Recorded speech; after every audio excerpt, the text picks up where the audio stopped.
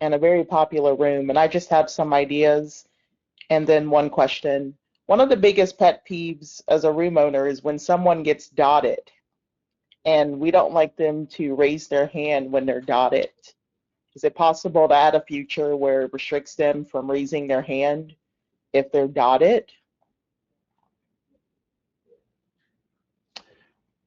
I think that's another good suggestion. I think this is one where we've got to give room owners choices and options. And so much like earlier when we said the banning someone next to a button, there are people who want to have that right there. And there are other people who don't. And there are people who want someone red dotted who may be able to want to raise their hand and others who don't. So that's something, excuse me, we may be able to put into the room owner feature set, and we'll add that to our list.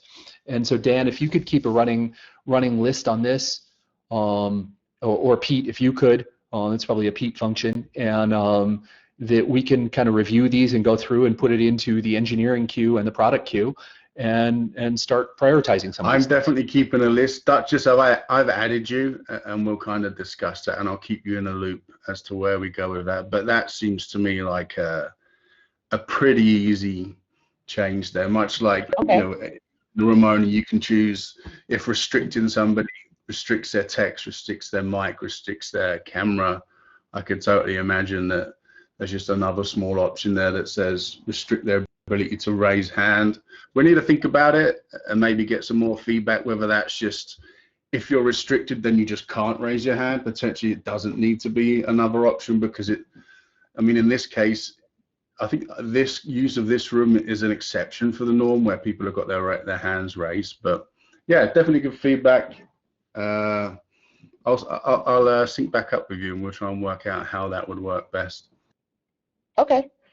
The only other thing I would recommend is something where admins and the room owner could communicate in like a message.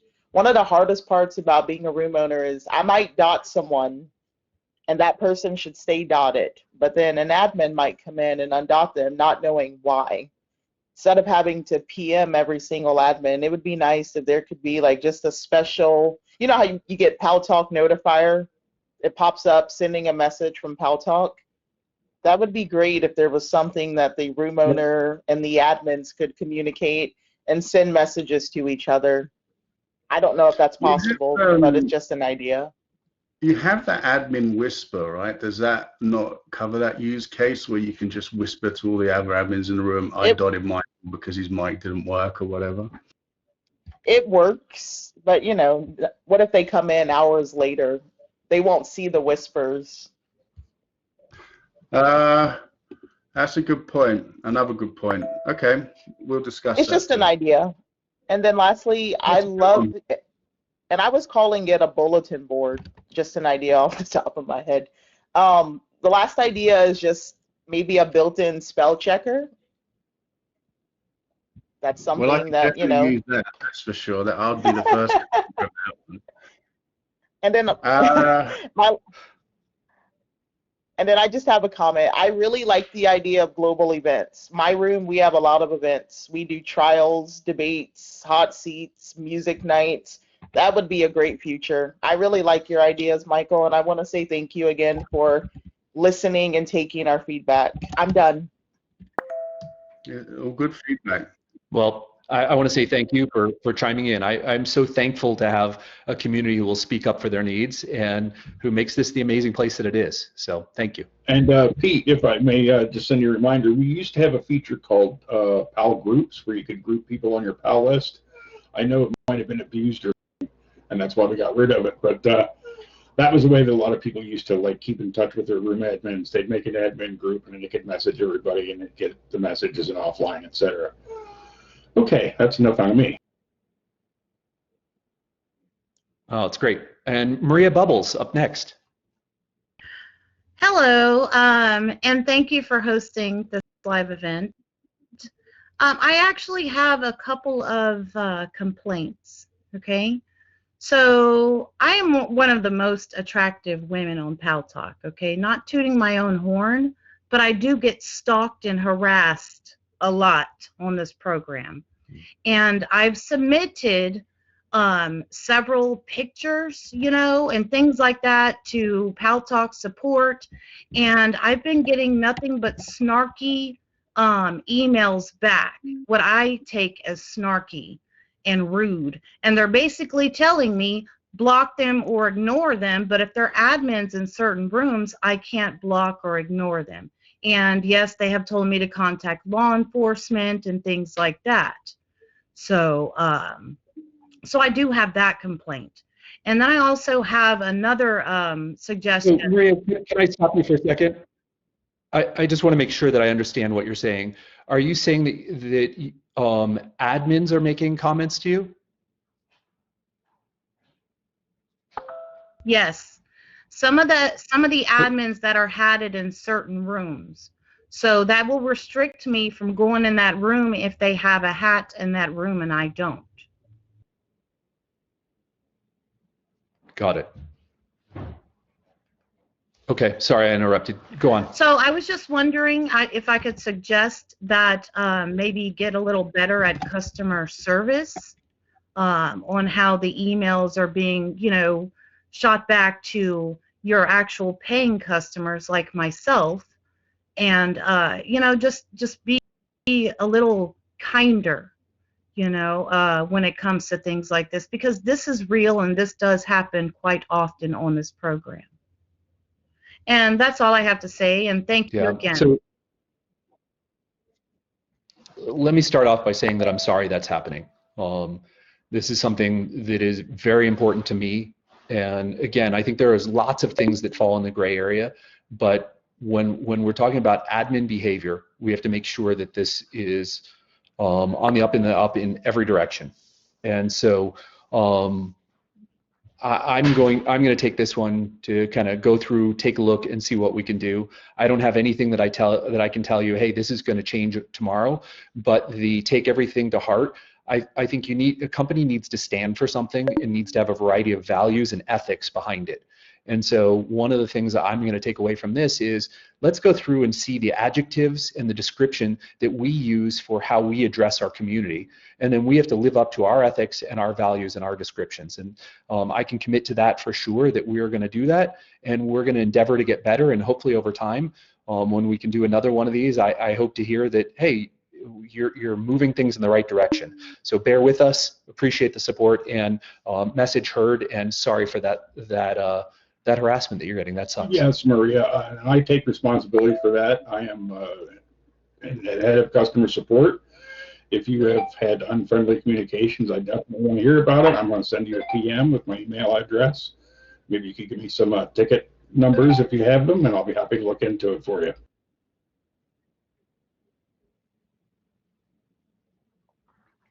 I had the fortune of spending a little time with Craig Newmark, the founder of Craigslist. And Craig is somebody who I really admire. He's an amazing engineer, and he really grew up loving customer service. And so he had all these product ideas and things of leading a company and people. And he said, you know, I don't love all of those things, but what I love to do is spend time with our customers and respond to them and help them in any way I can. And so Craig actually demoted himself over time. He hired a CEO and he became a customer service rep because he was spending time intermittently going and checking in on customer service. And it's something that I think is really cool. It's a way that anybody in a senior role in a company can learn about a community, is spending time in customer service. So I look forward to spending some time. By no means am I going to take Dan's job, but I do look forward to spending some time in the customer service trenches and getting an idea and the pulse of our community better. Okay, so next up is Lucky, it truncates here. It's Lucky Charm something. Can you hear me? Okay. I hear you, I want Lucky to say Charm. hello to you. I'm a little nervous because I never did this before. But I want to point out something. I feel that if PalTalk has actually banned somebody, it's for a good reason, a serious reason to ban them from this community. Now, are you guys going to do anything about a thing called BlueStacks? People are going and bypassing the channels from a thing called BlueStacks to bypass you guys to get into this chat program when they're not even paying for it to begin with. And they come up with 15, 16 different nicks at one time over this BlueStacks, because BlueStacks allow them to make multiple names. And it's hard to keep up with these different names. Are we ever going to do anything about any of these other formats chiming in with ours without having to pay? So I'm not real familiar with BlueStacks, but I just took a note and I'm going to go do some research. But I will tell you that there are a variety of holes in safety and security.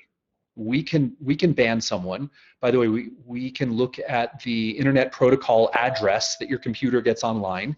When you go to connect, you connect through an internet service provider. That gives us an address, and we can ban a user. We can ban an address. If someone has ever been a paying customer, we can ban them by a credit card. Every one of those is meaningful. However, there is a way around everyone. If someone goes and uses a virtual private network or a VPN, they can get a different address. They can appear to come from a different country. If they're not a paid user, we can't segment by credit card. And so it's really hard to figure out. And so I see Pete said that it's a mobile emulator. So I'm familiar with mobile emulators, and that's another area of obscuring your machine, and it gets really tough.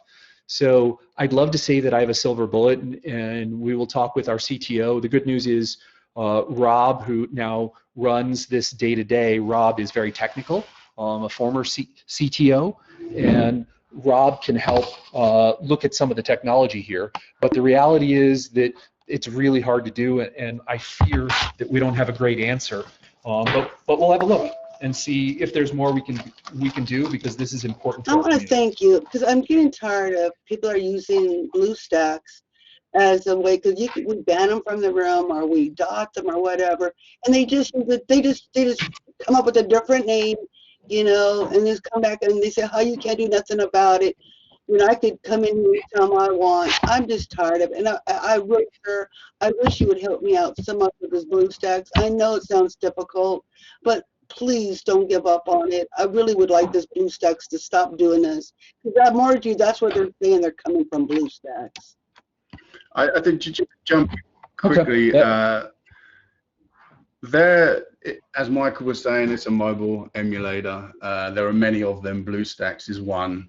In the same way that there are virtual machines for Windows and Mac operating systems, that are much the same, but it's a mobile version. Now, as Michael said again, it is hard to detect these. I don't think it's impossible, and it's definitely not a thing that PalStalk specifically has an issue with only. This is across the board. Everybody has user-generated content that wants to restrict people, has to work out ways to detect these and work it out. But I think there's another side to this. I think what we need to do, and what we will be discussing internally, is not just attacking it from, okay, ban that user, you know, ban the device ID, ban the IP, like Michael was saying. I think we just need to work out a better suite of tools for room owners to handle this, and to kind of not lock the room down, because that's too harsh, but to give you more controls on who can enter, and maybe even potentially there's a slow mode where, you know, suspicious people who may be on an emulator, for example, their messages have to be approved by the admins before they come in. There's a lot of things we can do to tool up the room owners and admins versus just relying on banning and sticking, because if they can't get back in quickly and annoy you in the room, it will become very boring to them pretty quickly. If it takes longer to get back in than to do anything than it does for us to slow them down, that's the only goal we can go for. Yeah, and if I could quickly point out, there is a tool called Protected Mode available on your admin console that you can restrict certain people from interacting within the group. So you could say, if the account isn't 10 days old, I don't want them to be able to interact. Or if their email address isn't verified, I don't want them to come in the room. Things like that. There's a couple tools you can use in the back end in the meantime till we can address this a little better. Well, I just want to say thank you to James and to Michael, and I don't know who the other gentleman was that I was talking to. The room that I'm in, they allow anyone in there because that's his room.